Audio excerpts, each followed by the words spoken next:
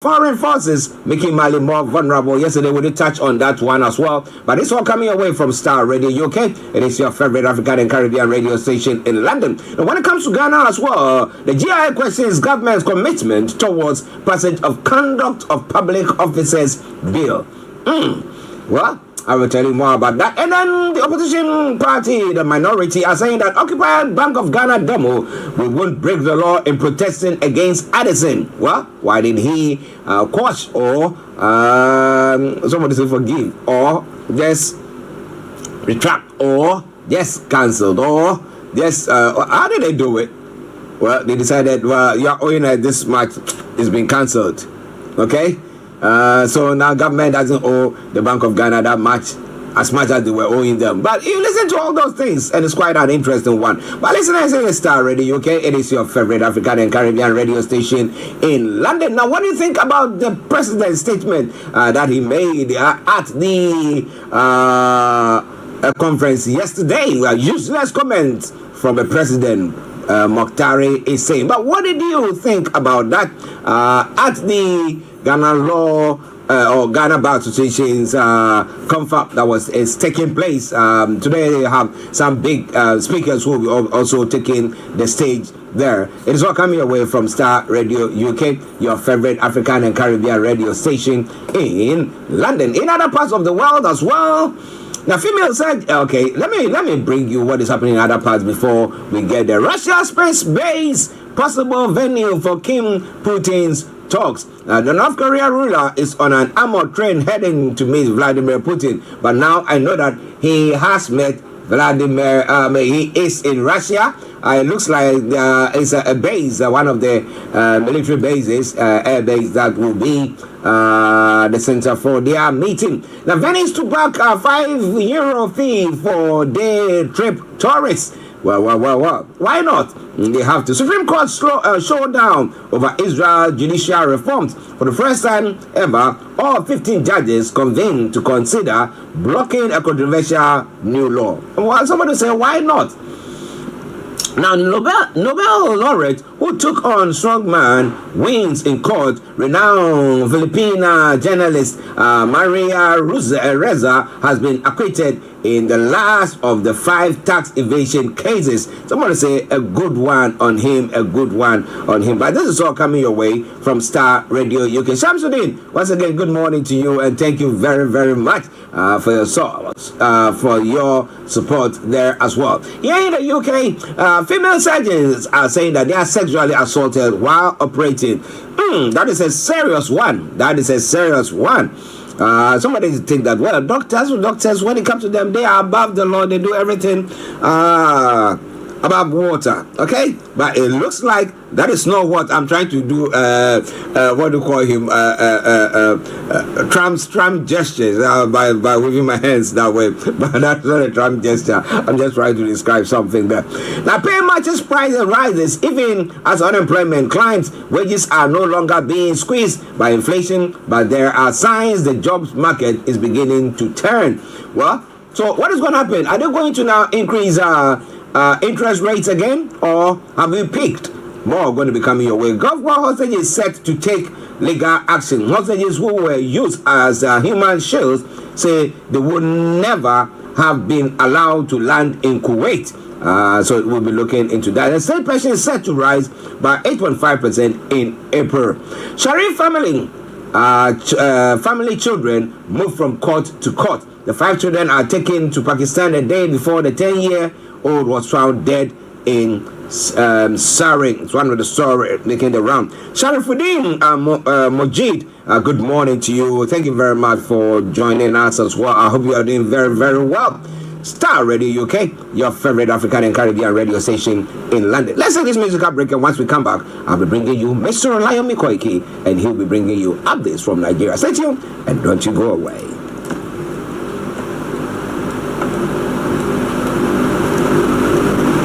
And this is from Koda, the latest one.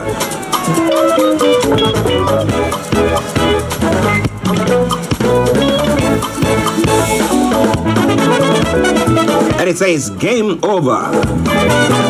All your struggles and everything over, man.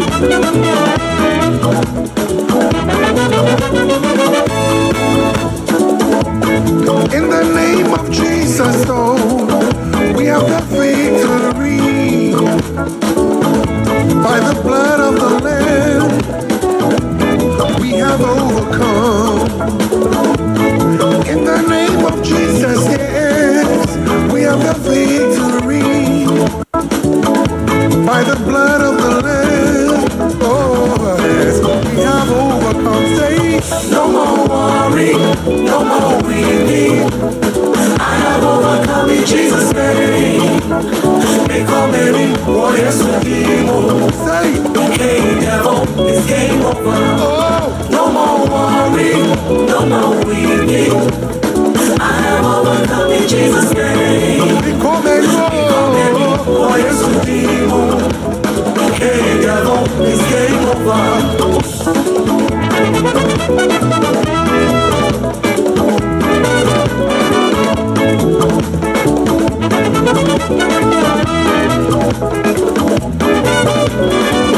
One more time, one more time. Oh, oh, oh. Ladies and gentlemen, whenever I call you, Lord, you answer. Whenever I need you, you know the fellow. Hey, what a friend we have in Jesus. All our sins you took away. Faithful in the morning, faithful in the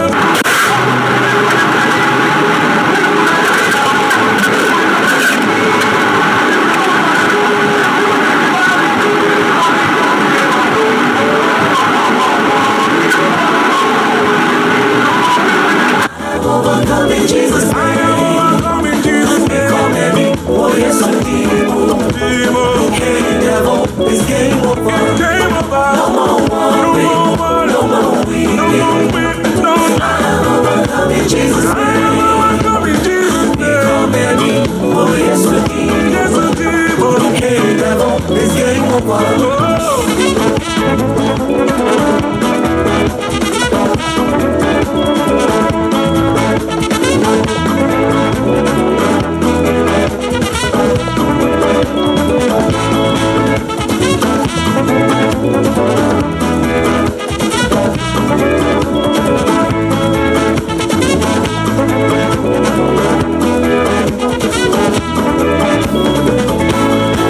All hail the King Jesus, powerful Jesus,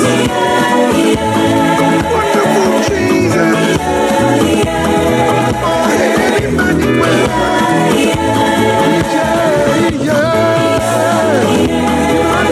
Lord, we worship you. We lift your name on high. Oh, you are worthy. There is none to be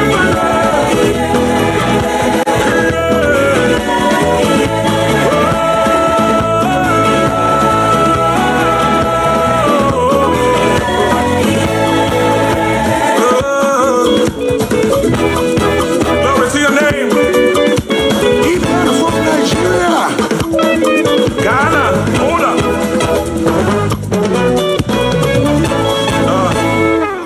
Okay, that was from Koda there. Let me say it's game over, game over, game over. One of the lovely tunes this morning that I brought your way.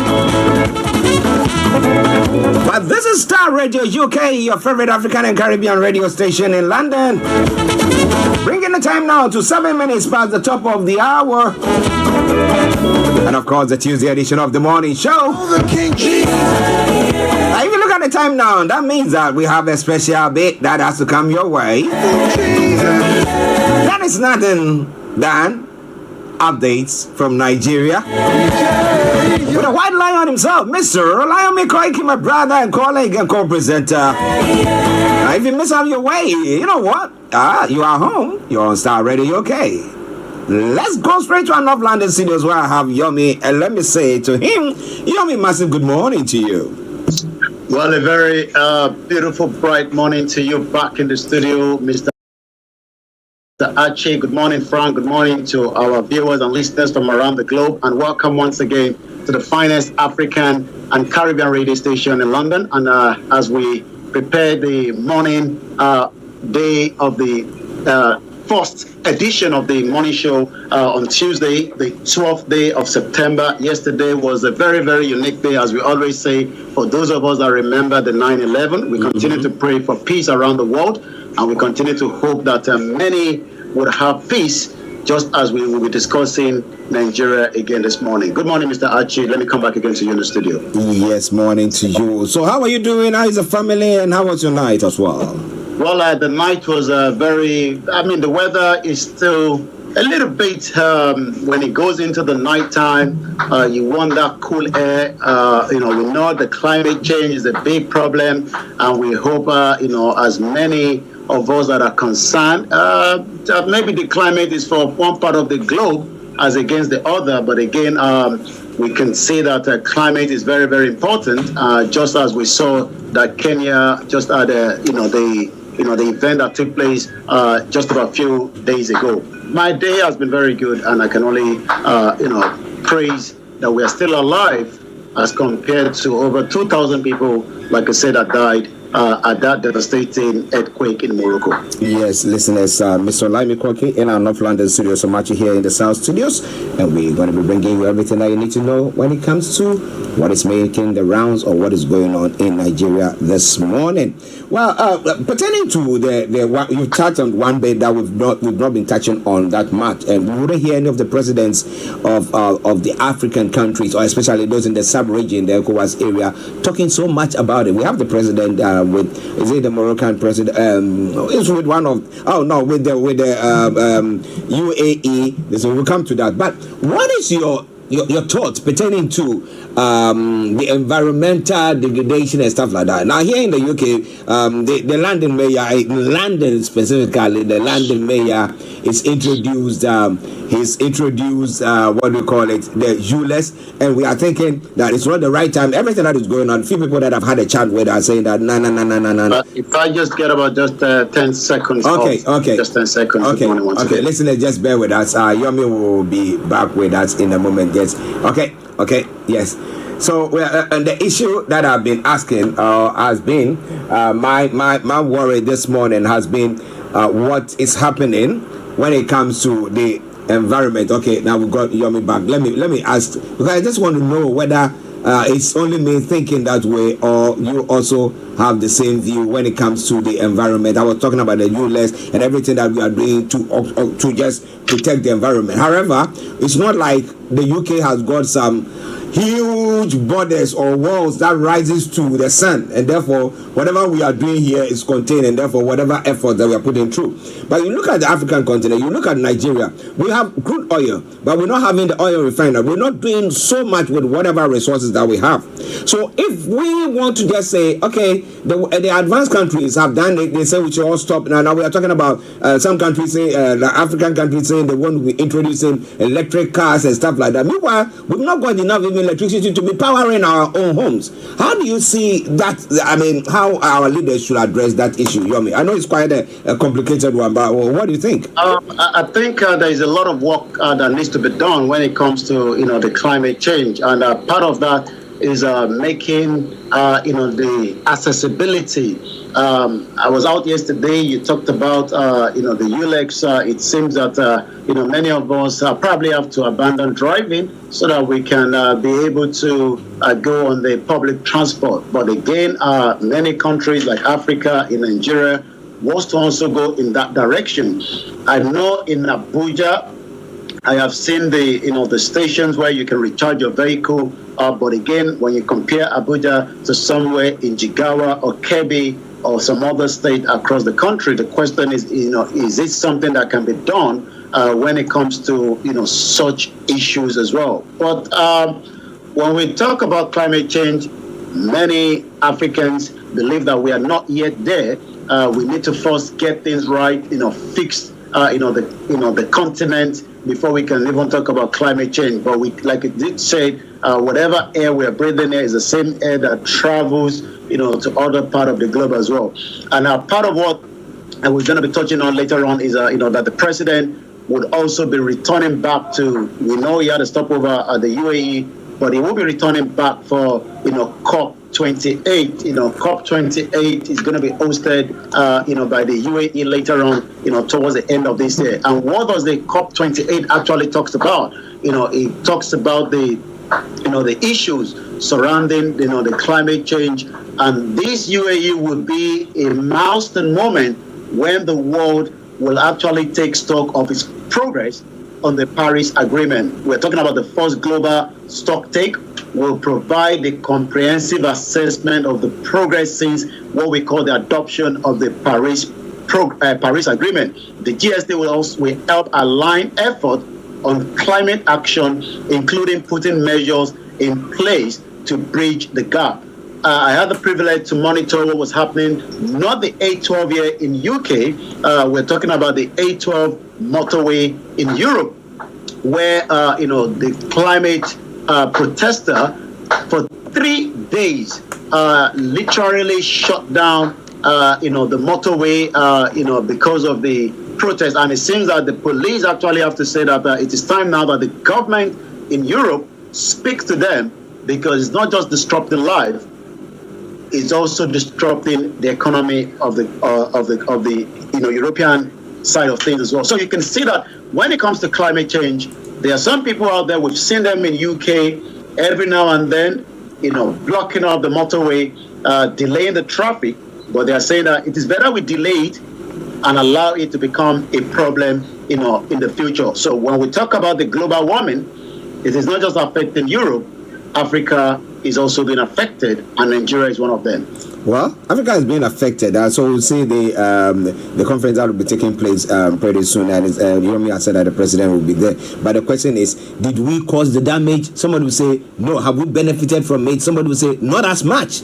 But why are we paying for it? So maybe the advanced countries have to give us enough to stop us from also pursuing that. If not, I would just say, look, they've done that. They developed their land and everything, and things are better for them. Let us also do that. When we all get apart, then we can all say, now, let's now think about how to stop it. But, well, that is my take, right?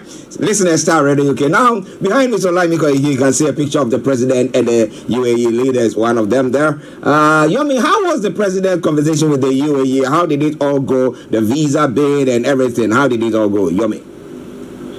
Well, we were getting, the feel of part of the discussion between Nigeria and the United Arab Emirates, one of the most rich Gulf country across, the world. But again, it seems that as many Nigerians are still looking into, the outcome. One thing that you talked about is the visa ban on the Nigerian travelers has been lifted immediately. This is actually coming from the special advisor to the president, Juri Ngelale, yesterday. We're also going to be seeing more diplomatic development between the two countries, worth billions of dollars. The focus area will be the defense, the agriculture, and some other sectors as well. We also saw from the statement released when it comes to the airline, there's been a lot of pressure between Nigeria and the airline. We're talking about the Emirates and also the Etihad airline that traveled to Nigeria. Remember the former president, there was issue when it comes to recouping their money that was spent as well. But something is also being highlighted that many Nigerians would like to, the United Arab Emirates government to verify, because from their own statement, the visa ban is not included. When we went through to what was their own press release coming out from the UAE embassy in Nigeria. Yes, they talked about a lot of other issues that were discussed between, the president and the Sheikh, His Highness Sheikh Mohammed bin Zayed Al Nahyan, but nothing of the visa ban was mentioned. But again, it is still early. We just have to wait and see. Well, we have to wait and see, as Yomi has said. So we will bring you, hopefully by tomorrow, we'll get all the details, what arrangement or agreements were made, so that if you know that if you are in Nigeria, you want to travel to the UAE, the requirements and how long it's all going to take and everything there. Right. STARR Radio UK. In and of London studios, Mr. OLAYOMI KOIKI. I'm Archie here in the South studios. Now, the president is also saying that the special investigator has Tinubu's special investigator faults CBN audited reports. Now, what was the report about? Did he actually chastise government for whatever that has happened, and that's why the president is coming to say that hey, that is a false report? What has gone on? Since these government have come in, that's a picture of the former CBN governor Emefiele that is still in the custody of the DSS. But the headline says the President Tinubu special investigator have now faulted the Central Bank of Nigeria audited report. While the former president was there with Emefiele, it seems that they were shielding some kind of information. Reports were not really coming out as much as a lot of Nigerians wanted. But the Central Bank of Nigeria may now be asked to withdraw its audited and annual financial report, which were released last month, according to some findings out there. This is actually coming after a team of investigating Apex Bank discover what we can say discrepancies, irregularities in the financial account. In August, the central bank released its financial account from 2016 to 2022. You might be wondering why these were not released while Emefiele was there. Again, these are questions that it seems that some kind of discrepancy, and it seems that Emefiele was becoming the emperor until he was removed by the new administration. But there is also the ongoing probe of the financial service sector, regulator by the special investigator that was actually appointed by President Bola Tinubu. We know that there was a meeting after the president traveled to Paris, came into London until he returned back to Nigeria. Then we saw that he had a meeting with the former president, Muhammadu Buhari. Is President Buhari, the former president, trying to see if he can get Emefiele out of any kind of problem with the new administration? But it seems as that is happening, there is still much fire being burned. Tinubu, as at July 28, appointed a former chief executive officer of the Financial Report Council of Nigeria, Jim Obaza, as a special investigator to probe the activities of the Apex Bank under the suspended Godwin Emefiele. Well, it's quite an interesting one there, as I would say. Listener Star Radio UK. What has the former president, Buhari, said so far about it? He seemed to be very quiet. I don't know his whereabouts. I don't know, maybe, like he said, he was just going to go to his cattle ranch and then just be there and maybe just chill out of there. Is that what he's doing? We don't hear from him. He should come, because he could have, being a president, he would have said that every year there should be the CBN report. Annual reports should come through. Why didn't it come through? Were they giving that? And because I don't get it. That from 2016, that is from the time that the president took over, that the former president took over, until now, and they've come out with that report. So were there annual reports that came? And what did Buhari do? Or was he in cahoots with Emefiele and they did whatever, and now the whole thing is coming out? And what has been his response, if he has even his spokespeople or spokespersons there to respond to it for him on his behalf? Yomi.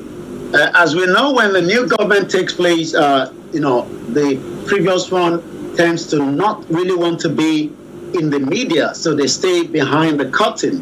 Buhari won't say anything. We're aware of that. But the only thing that we've heard from his former spokesperson, Garba Shehu, was also, the jabs being thrown back that, Buhari has performed very well. But if there is a discrepancy in the report, who actually has, done a kind of adjustment to the report that should have been released either quarterly or yearly for many Nigerians to have looked into it? But it seems that, like you said, Buhari came in 2015, and from 2016 till date, we've not got such report.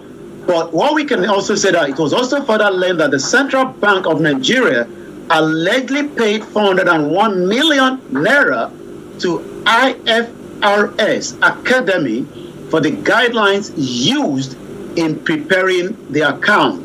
As the government institution, if you're getting any revenue, you are meant to pay it into the Treasury single account which certain percentage would then be deducted for the government. But according to the document, the 401 million naira paid by the central bank for the accounting guideline between 2016 and 2022 was paid into the IFRS academic account. The academy is limited guarantee company set up by the FRSC to train people in the IFRS accounting. You can see the kind of this, game being played between the CBN. But like we said, the issue is that the guideline used for preparing the central bank account from 2016 to 2022 were not supposed to be paid. And it seems 401 million naira was paid out. And now, as a result, it has now been learned that the special investigator team had included its recommendation that the presidential approval be given to the FRSC to order the CBN to withdraw the released annual financial account, which was already released in August. But there is still more data that is still being looked into. Meanwhile, according to some findings, the Department of State Services, DSS, may invite the Executive Secretary, the Chief Executive Officer of FRSC, Shuaibu Ahmed, and many top officials of the agency for questioning. So it seems that between Emefiele, the CBN, Bola Tinubu is still not yet satisfied with what has taken place throughout the previous administration. Well, if corruption has taken place, well, we want all the investigation to reveal that. I don't want it to be a witch hunt. No, not witch hunting. But if there is evidence enough that they have some way, somehow juggle things around, and the report that we're having are all corrupted, they are not the real thing, then we want to know the truth. But listeners, it is Star Radio UK, your favorite African and Caribbean radio station in London. Well, at least we can see some whether because there's a new sheriff in town, we can see some people being chastised for maybe ill-gotten wealth. 2.9 billion naira fraud. Jonathan's godson and two others jailed 6 years. It's not good Jonathan's son though. Jonathan's godson and two others have been jailed for 6 years. What is that story all about, Yomi? Well, we're not new to abuse of office, and especially when you are the godson to, a former president.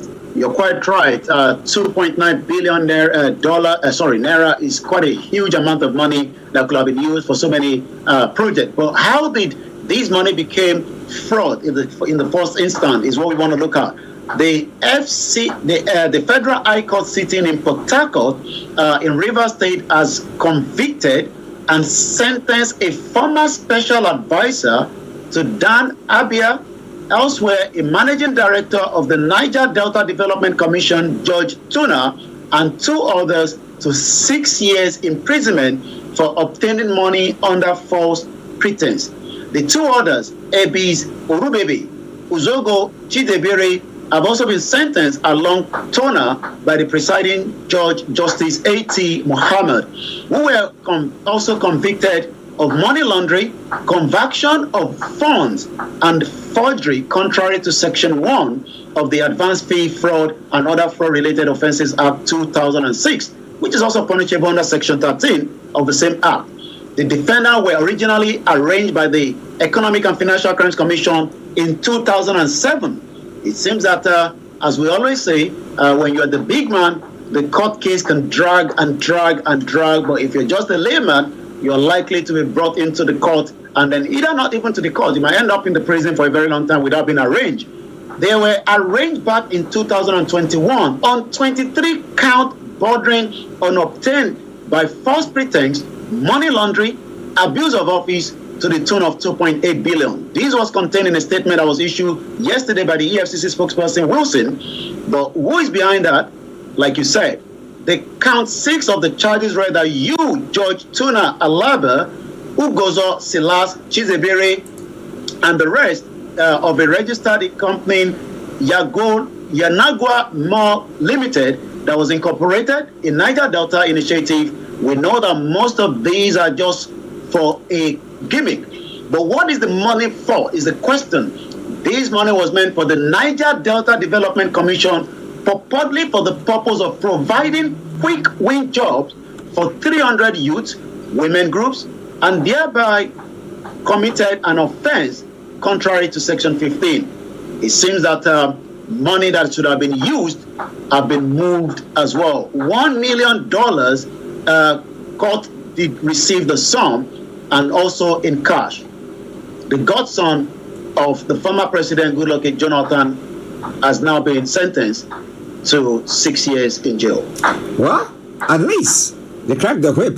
And let's see how it all pans out. Well, others who are also caught in such trap, I believe that the law should work the way they're supposed to. All right then, listen to Star Radio UK, your favorite African and Caribbean radio station in London. Okay, now moving on to some other stories. Well, we thought that after the Supreme, the appeals court, the tribunal, the petition hearing and the ruling by them, we thought that things would have cooled down a bit. However, it seems not to have. We know that Atiku is trying to do everything possible to get the necessary information that he wants about the education of the president, Tinubu. And well, but Tinubu is saying that Atiku is trying to sandbag me. Chicago University documents showing I was a female, not my fault. Tinubu begs U.S. judge. So if he said that well, the university is showing that the Tinubu who attended that particular school, I don't know the full name of how it was registered, was a female, and he said it's not your fault. At least you can publish one of the pictures of your what do you call them, your group that graduated that particular year or whatever, so that we all see evidence. So you can let that article just go whatever or whatever, say whatever. But Tinubu seems not to doing that. But he seems to be going to the court to say, please, I beg you, don't give him all that. Is he hiding something, Yomi? Well, is he hiding something? It seems that the two big guns are fighting it somewhere in Chicago, where Atiku still believes that it is his right under the law in that state that Bola Tinubu academic results should be released to him. That is going to happen. Whether that is going to make any changes in time for the Supreme Court is something that we do not know. But you're quite right. The President Bola Tinubu is, Monday bagged the federal judge in the United States to ignore record that suggests that the person who was admitted into the Chicago State University in the 70s was a female, saying his Nigerian political rival, Atiku Abubakar, was trying to sandbag him. The question is, we've seen male change to female, and we've seen female change to male. So maybe it was a female that is changing to male. But again, if you're going into a public arena, you would then have to release as much information, at least even to sometimes your medical record, so that people can know that you are fit, to take the position of the job that you're asking for. But it has now been established beyond pre-adventure that it is improper to sandbag one's opponent by raising a new matter, Mr. Tinubu said yesterday, filing before Judge Jeffrey Gilbert of the United States District Court of the Northern District of Illinois. One of Mr. Tinubu's lawyers in the case, Christopher, entered today an argument on the Nigerian president's behalf. It is still a fight that Atiku wants to conclude. Maybe there's something Atiku must have been told, and he's trying to, if he's not going to use that even to win a comeback, at least to expose the President of the Federal Republic of Nigeria when it comes to his academic report. For instance, at the least 2 different certificates that has been issued by the school in Mr. Tinubu's name that are already in the public domain. One was issued directly to Mr. Tinubu, while the others was issued to a Nigerian lawyer who obtained a subpoena for the record last year. The one given to Mr. Tinubu said he graduated on June 22, 1979, having been admitted in 1977, while the one issued to the Nigerian lawyer, Mike Enahoro, either carried June 27 to 1979. Still, the additional record of the admission submitted by the CSU under 2022 showed that a certain Bola Tinubu who was admitted to the Chicago State University, also in the same name in 1977, presented a Southwest College result belonging to a female.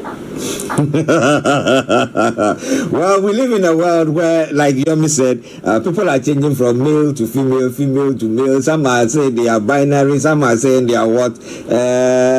So today I am this, tomorrow I'm that. So if decided at that time he was a female and now he's a man, what's your beef? All right, then let me acknowledge Sharifuddin Mojid. Thank you very much. And Lola Little, good morning to you all. Thank you very much. Oloremi, good morning to you. My bishop, hey. We hope you are doing very, very well, and good morning to you as well. Listen at Star Radio UK, 11:34 the time. Star Radio UK, the station, the morning show, the program. One other story, and then I will leave Yomi to bring you all the rest. Unknown gunmen, bandits, Boko Haram should surrender or be eliminated. That's what the army is saying. Now, we have information that has come through to say that the former president had some forces in the southeast who were the ones perpetrating evil, killing the indigents and saying that it was the IPOP who were doing that. So, Yomi, what do you think about that this morning?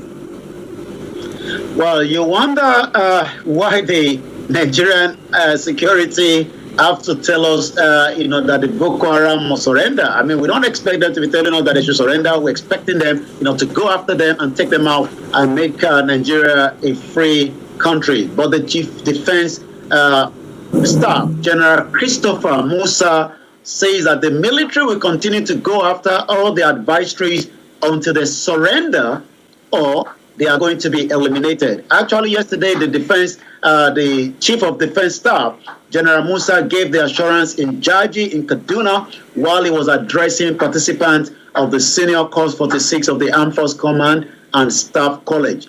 He actually said that in the paper titled, Nigeria's Security and the Defense Policy, my leadership concept for the armed force of the Nigeria and the state, that criminal element doubting the capability of the armed force would not live to tell the story. Like I said, we had so much of this kind of rhetoric from the previous Buratai. Buratai became, a venom seller that was using venom to make so much money that he was able to obtain properties in Dubai through the sales of venom. But we do know that some of those money are coming from the military budget. But it seems now that there's a new sheriff in town. His advisory is surrender or the armed forces will keep going after each one of you. Okay, listen to Star Radio UK. Just bear with me. The technical team are working on my camera. My camera is gone off. But it is the morning show and updates from Nigeria. The time now 11:36, and we'll now leave the rest for Yomi to bring you all the other stories making the rounds. Over to you, Yomi. Let's go back again to the UAE visa lift according to the presidency, but it seems many Nigerians are still thrown into Tata this morning when it comes to that. An activist, Comrade Deji Adeyanju, says, so if the United Arab Emirates has not lifted the visa ban on Nigeria and the special media to the president, Ngali Ajuri, the twerking liar. It seems that we're starting with another one that, the liar Mohammed, the liar, that continued to tell many international community that Nigeria was a safe haven when it comes to, security, as we know that they left Nigeria with more open doors of security issue. APC, you will all crumble for making me commend Tinubu for nothing yesterday. Commend Tinubu for saying nothing yesterday. I hereby withdraw my corn plantation presented to Tinubu yesterday. It should come back and eat amala. Also, Jackson, who they say, Ajuri in Galilee lied. No visa deal with the United Arab Emirates. Let's take it now to some of the other headlines, and that is still just what is trending on the social media at 11:37. Again, Tinubu's tribunal victory strengthens popular mandate, says the transport workers. The transport workers believe that, the Road Transport Employer Association says that the victory of the President Bola Tinubu at the presidential election petition has now strengthened the popular mandate of the people. According to the national president of the Ritten, Musa stated this in a congratulatory message to Mr. Tinubu. I remember that the vice president actually said that nobody should pay for advert celebrating his birthday. This is something that is common in Nigeria. You pay, and if you're in the government, then you start seeing this is a congratulatory message coming from so, and he actually said he doesn't want such, that is not necessary at this particular time. Let's take a few more from what is trending on that as well. We know that we've been talking about the G20 summit, as we know that the U.S. President Joe Biden actually hails the economic reform of President Bola Ahmed Tinubu. Again, it might look like it's all done and dusty, but it seems that Etiosa, the Lagos Federal Constituency, over inconclusive rep poll. Tribunal have now ordered a rerun. Banky W of the PDP, who was declared second in the poll, and the APC Ibrahim Obanikoro had filed petition to challenge the elections of the February 25th. But the National Assembly Election Petition Tribunal that has been sitting at the Fabalewa Square, TBS, Lagos, has now nullified the return of Mr. Thaddeus Atta of the Labour Party as the duly elected representative. So there might be some kind of mock campaign in that particular location, but it seems that rerun is definitely going to take place. At 11:39, it is still the finest African and Caribbean radio station in London. Wike says that, let us, have faith in this government. Wike is the current minister for FCT, and he's been a very advocate when it comes to the PDP, but it seems that Wike, as we know, it's not yet been suspended, even though the PDP are finding every solution to see if they can suspend it. But Tinubu feels your pain, and they renew hope, not a mere talk. Wike, the former governor of Rivers State, is giving the assurance to Nigerians. He wants the best for the country, and that is why I said I will serve in his cabinet, because he has shown Nigerians that he feels their pain. This is coming from Nelson Wike, as he continued to say the President Bola Tinubu is feeling the pain of many Nigerians. This was taking place yesterday at the Minister of the Federal Republic Territory said this during the flag up of the rehabilitation of the roads in the Gaki area of the state. Well, let's come back again to the social media at 11:41. Within the next 6 days, there will be another total lockdown from the Biafra government in exile that says that we are not going to see Nnamdi Kanu held at the DSS for what the United Nations have talked about. The internationals have said that rendition and kidnapping is not allowed in the 21st century. But it seems that the former president was able to kidnap him. Yes, he has been in Nigeria for almost 2.5 years now, but it seems that he has become a bone to many of those that wanted him to be kidnapped. Nnamdi Kanu has gone to the court through his lawyers, but yet he has not been released even after all the allegations against him have been found not guilty. So the government in exile will be holding another emergency broadcast today, as the 18th of September will be another lockdown in the southeast. So the Biafra government, is readiness to exit Nigeria is unquestionable. The Biafra also is going to be holding what they call a self-referendum convention, not in Nigeria. This is going to be held somewhere in Finland. Let's come back again to reaction from what is trending on the social media this morning. As the United Arab Emirates is trending, you can tell that many Nigerians are still confused. Last week, we talked about Nigeria with a Nigerian passport, with a resident permit in UK, cannot go to Dubai because he's asked to have about £10,000. He's not going on a business visit, on a visiting visit, but you wonder why you need £10,000 in your account. Many Nigerians are living there. So the reaction of Nigeria on that issue is actually one of the biggest trends this morning. And as many Nigerians continue to ask questions surrounding the visa ban and the other issues as well. Let's now look at some of the reactions and then talk about some other issues that is trending as well. The Naira will definitely fall again. It is a welcome development Alhamdulillah for everything. I am not interested. Are you still confused, or has the confusion clear? And again, the last one says, happy, but at what cost are we getting a good bargain? This one says, all APC media have been doing since June is republishing the same news that was released during Buhari's tenure. So you can see some of the argument there that is then trending. Again, as Ilorin continue, with the case between, the young man that was kidnapped from Ibadan, the case will resume back. It's been a lot of tension between the traditional, in Ilorin and the Muslim in that particular state, and we hope the state will look into it as well. Let's take a few more, and then I'm going to come back again to you in the studio. Once again, it is still the Star Radio UK, the finest African and Caribbean radio station in London. Let's take one from African Confidential at Bumi_speaks. You are calling for justice in Nigeria. Do you even realize that you're actually calling for a disintegration with a question mark? Nigeria was founded on impunity and are sustained by corruption and injustice. So an end to injustice is actually an end to Nigeria. Why then oppose the agitations for the breakup of Nigeria?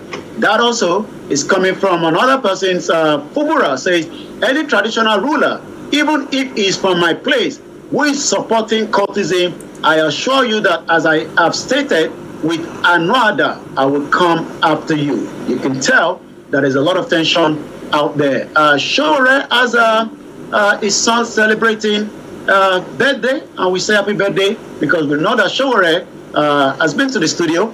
Says happy birthday to my comrade son, Komi Shore. Shore has not been able to go to America. I believe his passport is still being held, and it seems that Shore remain in Nigeria as he continues to fight so many other injustices. I'm going to take one last one, and this is actually coming from Dr. Kemi Olonloyo. He says, and I quote, this was 14 hours ago. There's been a training video that has been circulating, and she's responding to that. Mr. Said Ola Sukomi says she was never Moyo's boyfriend, let alone a fiancé. The same way Tiwa lied that Abolo was someone she used to date, Said has said that Moyo paid her as a gigolo to have sex and make a tape. And that tape is now in the public domain. He also said that he has another 2 other Nollywood women who paid him for the video of the sex. But those names are shocking. This one we rock again doesn't look like Moyo has a case right now. These are some of the trending on the social media this morning. And at 11:46, I will come back again to you in the studio, Mr. Archie. Well, listeners, Mr. OLAYOMI KOIKI in our North London studios, bringing you updates from Nigeria. Archie here in the South Studios, 11:46 the time. But interesting updates from there.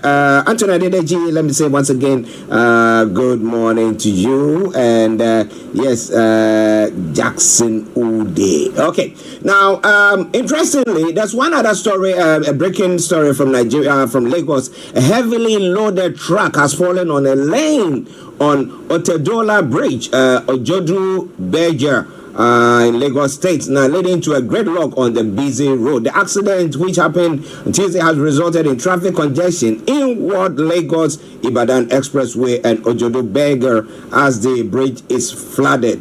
Okay, the Lagos State Traffic Management Authority, however, disclosed that the effort is on to remove the truck from the road. So if you are traveling, please don't travel via that area. If you can avoid it, do your best to do so. And interestingly, one other one that I would love to applaud Nigerians for our authorities. It says, in a significant move to empower Nigerian citizens and enhance the accountability of electricity distribution companies, the federal government of Nigeria recently introduced a groundbreaking application known as the Power Outage Reporting System. The unveiling took place at the headquarters of the Nigeria Electricity Regulatory Commission, NERC, in Abuja, with the Abuja Electricity Distribution Company serving as a test run disco for innovative tool. You know me? So Power Outage Reporting app. So if you are there and then Nepa just goes, then you just say, well, Nepa is gone off this place. And what does that do? what would that do for the individuals? Yomi?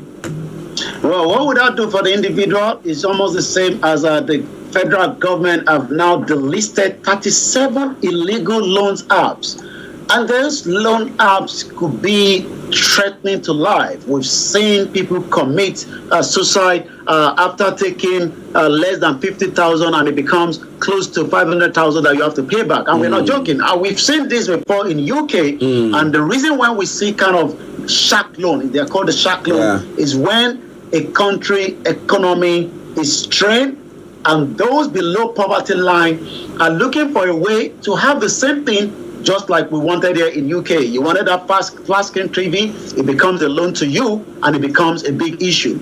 You talked about Nigerians have to celebrate, when the NEPA takes flight through the apps. We know that it's a country that wants to innovate, but the innovation is not coming as quickly as possible, but they are doing their best. And we can only say that again, as much as the situation is not really smiling, the debt in the country does not mean that you should put yourself where you could also have your name sent out. This is what they do. They will actually send your name out to many people within your contact to say that you are owing us money. Wow. And that could mean that some people that can't take it have committed suicide. So the federal government yesterday, through the Federal Competition and Consumer Protection Commission, have now delisted 37 more illegal loan apps. With the development, the number of the fully approved loan apps grew from 164 from 154 as it is last updated. The number of the loan apps has also approved declined to 38 from 40. The number of apps on the commission watch list is now grown from 20. So you can see that Nigerians are looking for a way out to the economic situation in the country. And the shark loan apps have been used to bring them in.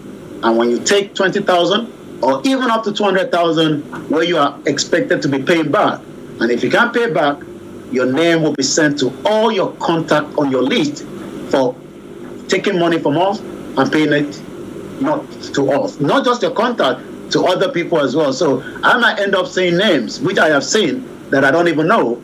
And it seems that the government must do much more to reduce the poverty in the country.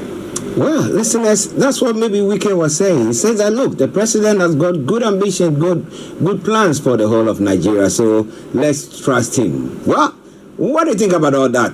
Now, interestingly, yesterday after the program, someone was asking me about Chief Sunday Igboho's mom, and was asking whether burial has taken place. And I said, I'm not very, very sure. But once we come on air this morning, I was going to ask Yomi, what is the latest update of Chief's mom?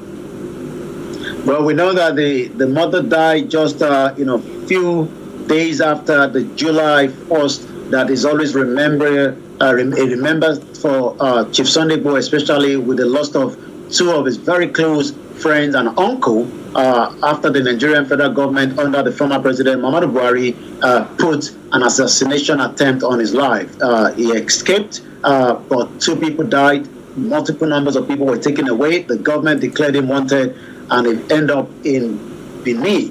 While he was there, the last conversation between Igboho and the mother was, what more can I do, so that you can be free?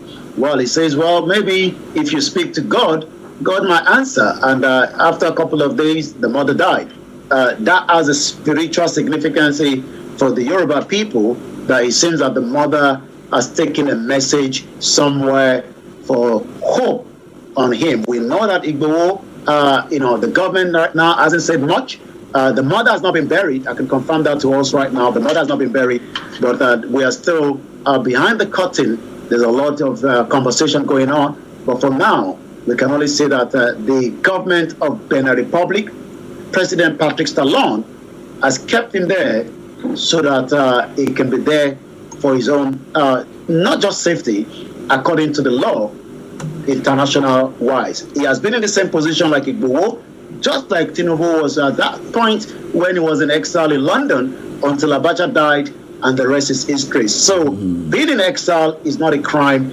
It's just that it takes time to rewalk back when Igbo will finally return back to Nigeria at the appropriate time.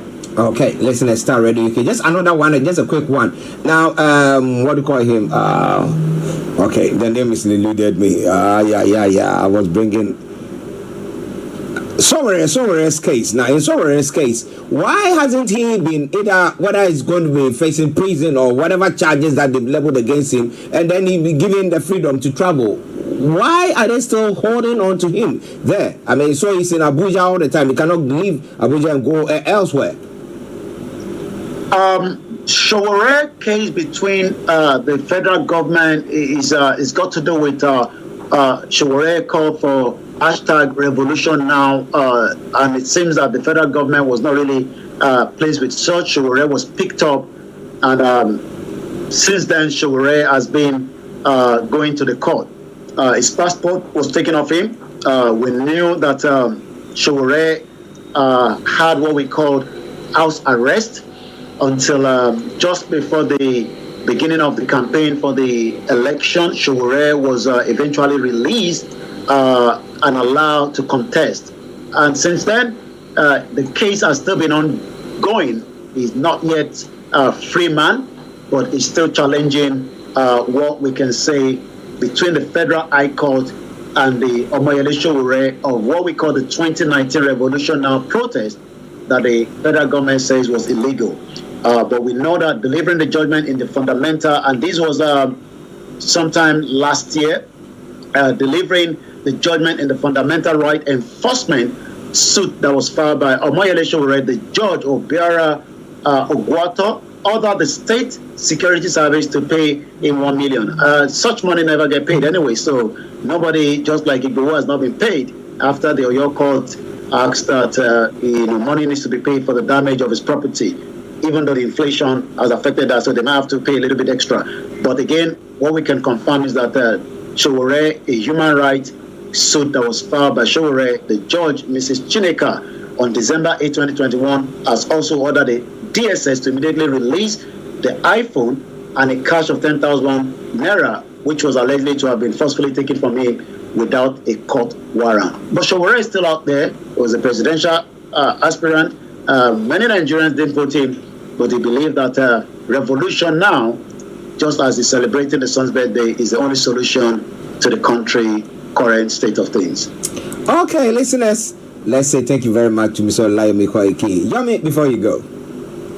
Well, Archie takes you to the rest of the program. I'll be on again tomorrow as we continue to monitor other news around the world. But for now, it is the finest African and Caribbean radio station in London. And from the North London studio here, I say a very good morning, good afternoon to everyone that have joined us, from the TikTok to the Twitter to other platforms as well. Remember to follow us on the social media on the STARR Radio UK. Have a very good afternoon. Bye for now.